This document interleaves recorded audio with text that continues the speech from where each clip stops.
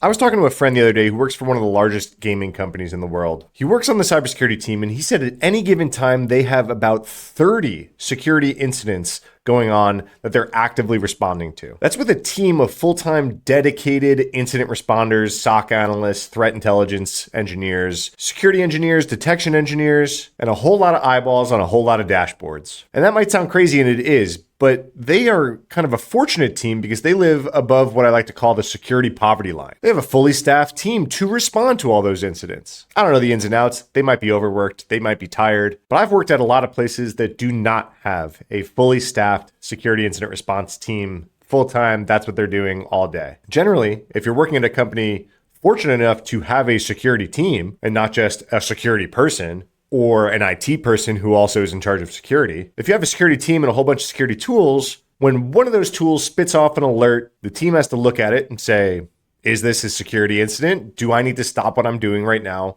and respond to it? And the security tools that are generating those alerts aren't exactly known for their efficiency. So what have I done as a security engineer and as an incident responder? You go a few routes. One, you hire some people that are early in their career who do some of the tier one triage work. Or maybe you hire an MSP, a managed service provider, and you bring them in, you hook them into all of your security tools, and they do the initial triage, and they only pick up the bat phone and call you when they realize it's absolutely an issue. Or you have the in-house tier one people who do all the triage of all the alerts. And again, they have a set of things that they look for in an investigation, and then they bubble it up when it's actually an issue. And I was going to say, or you go another route, but a lot of times these are combined. This isn't really an and or situation, but the other route is automation. I've spent a lot of my time at most of my jobs building and automating parts of the manual incident response, incident detection stuff away with various tools. But even after all that automation, like I said, most teams are not fortunate enough to have a fully staffed, full-time incident response, SOC,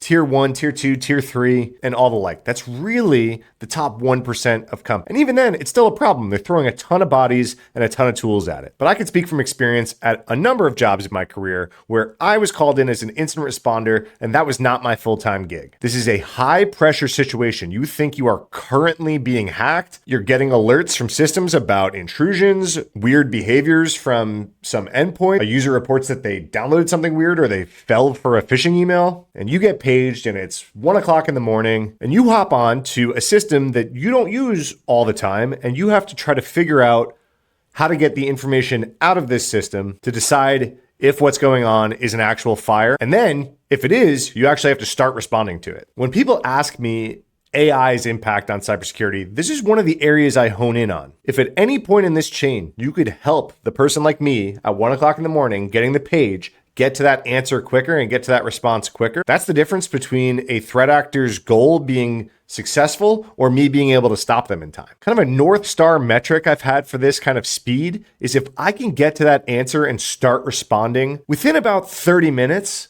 I'm doing really good. A lot of incidents out there that I've seen debriefed, the threat actor is already somewhat successful with their goal after about 20 minutes. But the way that ransomware works or data exfiltration works, if you can get there in sub 30, you're looking pretty good. And that's why I was super excited to make this video today. I wanted to do a bit of an unboxing of an AI product. They told me that they can help cut the initial investigation of an incident down to sub 10 minutes consistently. That was music to my ears. I can point to specific incidents in my career that if I could have responded in under 10 minutes, the outcome would have been way different. And some of those incidents I responded to in sub an hour, and they were still more painful than if I could have responded in sub 10 minutes. Like I said, hell, even 20 minutes would have saved me a lot of pain for the next couple of days. That's why I was really excited that Dropzone AI reached out to ask me to make this video. A, thank you, Dropzone, for supporting the channel. But B, this claim of being able to speed up incident response to this degree, at least at that initial triage layer, is something the industry desperately needs. So instead of just talking about their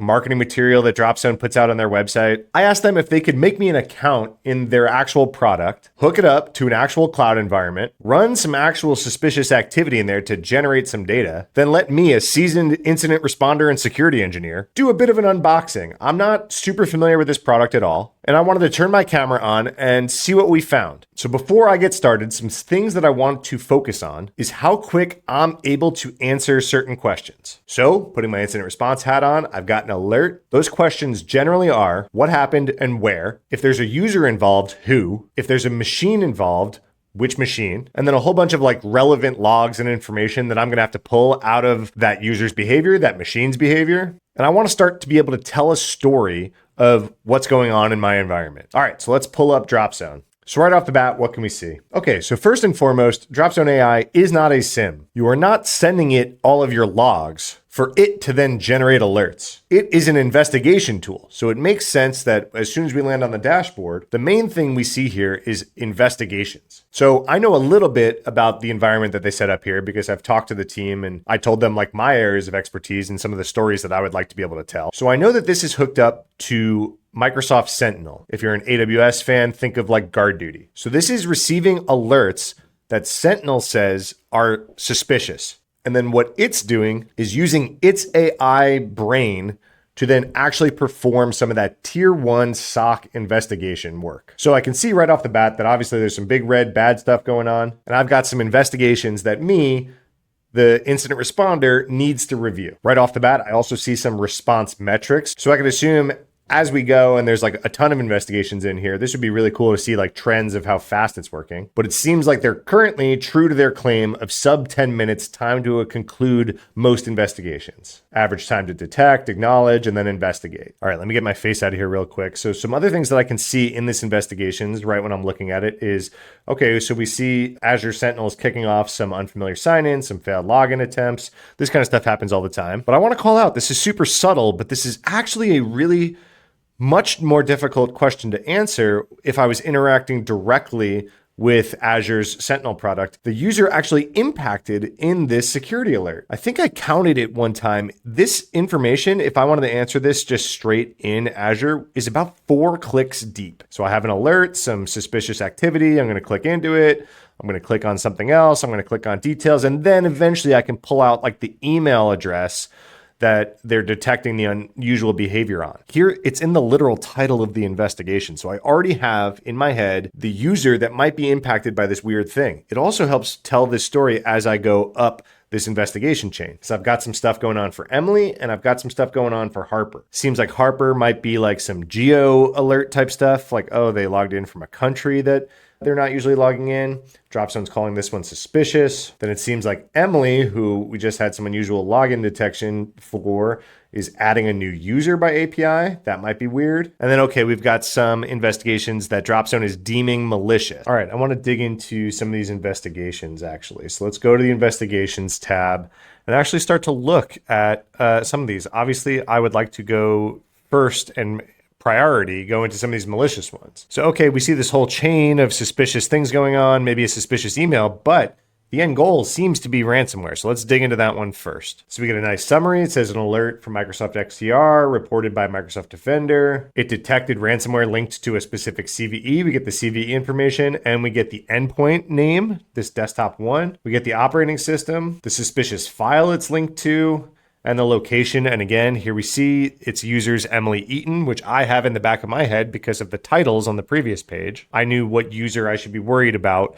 getting information due to some suspicious emails, some suspicious logins, things like that. So I get a nice incident timeline of the whole thing. I want to go over here to the findings tab. Yeah, so this is exactly the set of questions that I would have had going into this investigation, right? This is exactly what I said before I even screen sharing their product. So yeah, right here, what are the details of device of desktop one? Because we just saw that name in the summary. Here's the operating system information. Even says that it's a high risk score. Who is the user involved? It even gives you the group name and privileges of that user. Is this alert associated with a remote session? That's a really good question to answer. Where did this file come from? If we have a malicious file, I want to know how it got there. Well, here you go. This file was downloaded from a source URL using Microsoft Edge in headless mode. Super important information. We already knew this file was classified as malicious from the previous screen. Here's some more information about that. Has this file been executed before? This is exactly what a human investigator would be asking a lot of these questions. So here you go. The file was executed 4 times on desktop 1 by this user before this alert. And instead of me having to go look up that CVE because I don't memorize CVE numbers, what are the details of the CVE? Well, it's a critical vulnerability in Adobe Flash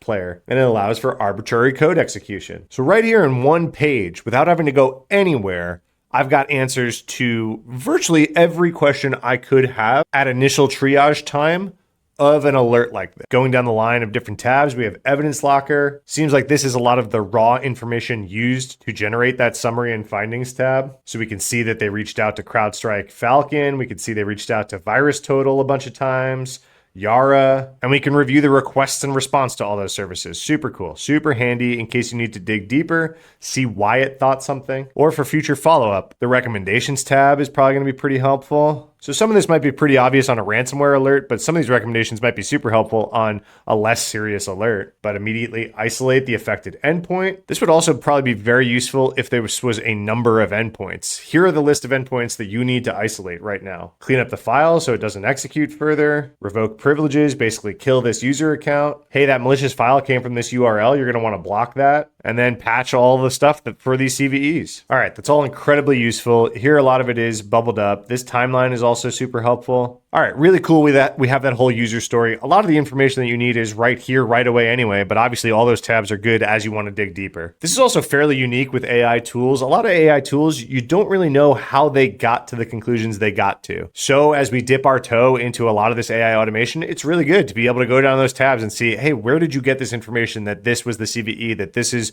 was malicious, this was whatever.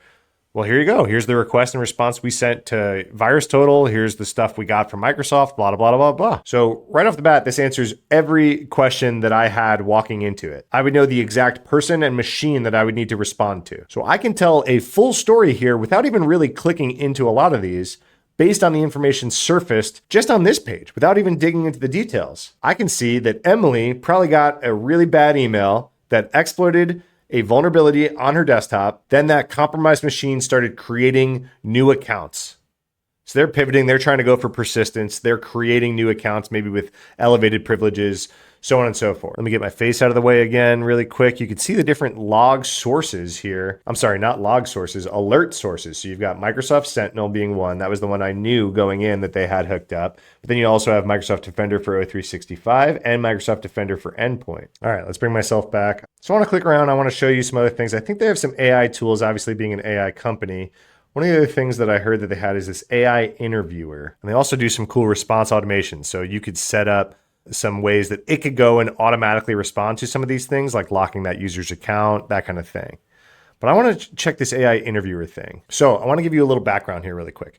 So when I was the head of security for a fintech company in a past life, the whole company ran on Slack and it ran on Google Cloud and Kubernetes and all this kind of stuff, hyper modern at the time. And one of the things that I built, I was a one-person security shop, and I built a cloud kind of incident detection platform based off of AuditD, so I could see every command that was being run on production machines. Then I knew commands that my cloud engineers would never run in prod. And those commands likely would be used by a threat actor at some point. So what I did was, if one of those commands was ever run, say curl or wget or something like that, like, hey, reach out to the internet and get me something. This is not something that my engineers were running in prod. We were all container-based. We were golden images. So you were building the images, and then once they were live, they were live. They didn't need to go to the internet to go get some new package. But if you're a threat actor and you land in a box, you might need to reach out to phone home to your command and control, or you might need to grab some tool or whatever it is. So if those commands ever got run in prod, instead of setting off every alarm and shutting the whole thing down, because hey, it could happen, right? Someone's messing around trying to troubleshoot something. What I did was, whoever ran that command, I knew their username for the box that they logged into, and I could map that to their Slack username. And what happened was, I would DM them and say, basically, hey, did you do that? Well, I wouldn't. I set up some automation that would do all this. So command curl gets run by XYZ user in a prod box. That user gets a DM in Slack that says, hey, did you just run curl in prod? If so, acknowledge this message. And if they acknowledge that message, I would then push them a 2-factor to Duo to their phone. Because say, in the worst case scenario, an attacker had compromised this person's entire SSO account or something like that, and we're able to hop onto prod boxes, and also we're in control of their Slack. So they acknowledged it. I would then push to their two-factor, and then they would say, yep, that's me, I did that. And then this would deprioritize the alert. It would still let me know that this whole thing went down, so I can go talk to them and be like, hey, why the hell were you running that in prod? But it was like an automated, hey, did you actually do this situation? If they didn't acknowledge it, or if they failed the two-factor, then it's an alert that I absolutely have to respond to. So I was super excited to hear that Dropzone AI had actually built that using an AI bot integrated with Slack. You can see up here in the corner, and you can create the situations that an AI interviewer would reach out to a user to try to get some more information. So say you have a bunch of alerts about like suspicious web browsing activity or something like that. Here, I think if I toggle this show content button, I think I see some more content here. So, okay, say via data exfiltration. It says data exfiltration attempts, including GitHub repo cloning, mass downloads, high volume network traffic, USB device policy violations. So one of the first steps in an incident responder's playbook when they see an alert about data exfiltration is to reach out to the user that's doing the said potential data exfiltration and be like, yo, what's going on? Either by sending them a note or like poking into their box and seeing if any other alerts were going off of their machine that would lead you to believe that, hey, something's going on, they're popped, and they're shoveling data out the door. A lot of times, this is like a developer who didn't know that they had to ask permission to do some Git repo thing, or someone in marketing just signed up for Dropbox and just like put a bunch of assets in Dropbox because they needed to move it somewhere else or whatever it was. A ton of data exfiltration alerts are actually benign. So what Dropzone will actually do here is when certain alerts go off and you create these and you can put the stipulations here, they'll actually reach out to them on the chat platform of choice and have that initial conversation with that user to figure it all out. Super exciting that this is here. All right, this also leads me to wonder what other integrations they have here. So let's pull up their integrations tab. We see a lot of the stuff that's connected. Obviously, you saw the stuff from Slack that we just showed. URL scan, great tool, by the way. This is really helpful when you're trying to keep an eye for phishing domains being set up to look like your login page. Obviously, Microsoft Sentinel and Defender, we've seen a lot of this in the demo so far. One of the things I was actually super excited about, if you go to this provided tab, so one of the things we noticed in that investigation is we were getting information from things like VirusTotal and Yarify. Here's the rest of the list of things that are just included out of the box with Dropzone. A lot of this, you would have to go pay for a lot of these things separately. So out of the box, you get about $50,000 worth of threat intel and other licenses that are listed on this list. Nuclei, NVD, Perplexity, Fish Tank, Shodan, CrowdStrike Falcon, URL House. I mean, this is the toolbox. And then in this available tab, you've also got some other stuff that you can like bring your own license for. Things like Gray Noise, Census. If you're customers of these things, you can integrate with your API key and it'll bring information from these into the context for the rest of the investigations. So one of the things I was concerned about and I asked the Dropzone team about was, hey, what if it gets it wrong? I don't know how much I trust the AI in this. And they told me to go check out in an investigation. So say, this new user creation part was not tied to that ransomware thing that we just did. And it was a user that was authorized to create new users, and this wasn't actually suspicious. They said if I click this little arrow right here, I could change the conclusion. So if Dropzone concluded that this was suspicious, I could say, no, this is benign. Or the other way, hey, you marked something as benign and it was actually malicious. And then using the magic of context windows and memory, this will actually update the AI's memory here. So say I said, hey, Emily's allowed to create users. This is actually benign. It would then add that to context memory. But then what they also said was it's not like an if else. So say Emily did get popped at some point in the future and did create a user and I said, well, Emily's allowed to create users. It wouldn't like never alert me again that Emily created users, especially if all these other investigations were also tying to, hey, Emily looks popped. It would just take that into the calculation to figure out which investigations to surface and when and what color to make it and all that kind of stuff. All right. all in all, I think that this is a very cool product that I would be excited to check out if I was the head of incident response somewhere right now. There are things that AI is good at, and there are things that AI is not good at, and everyone is kind of throwing the AI magic wand around and throwing it into everywhere. One of the things that it's very good at is natural language. So instead of interacting with your sim and having to remember the query syntax and the variable names to pull the information that you need out of it, AI is perfectly suited to interact with you in natural language to answer the questions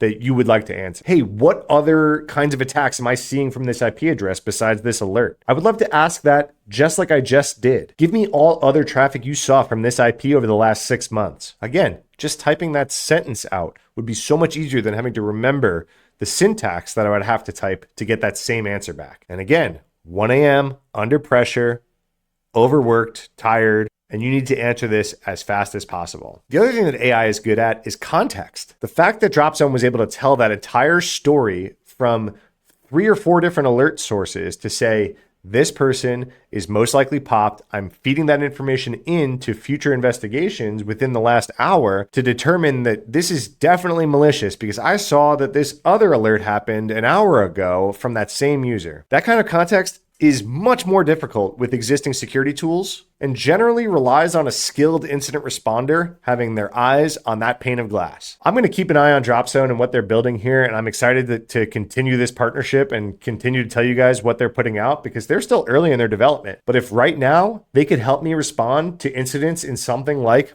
Azure or AWS or O365 in under 10 minutes and kick off some automated response to, say, have locked that account after it deemed that that was definitely malicious ransomware going on, this is something that's going to help a lot of people. Anyway, thank you, Dropzone, again for sponsoring the channel. And good luck to all you incident responders out there. I feel you. I've been you. The job is hard. Take care of yourself. Fight for the tools and the resources and the help that you need. Don't let them burn you out and burn you to the ground. Thanks, and follow for more cybersecurity news.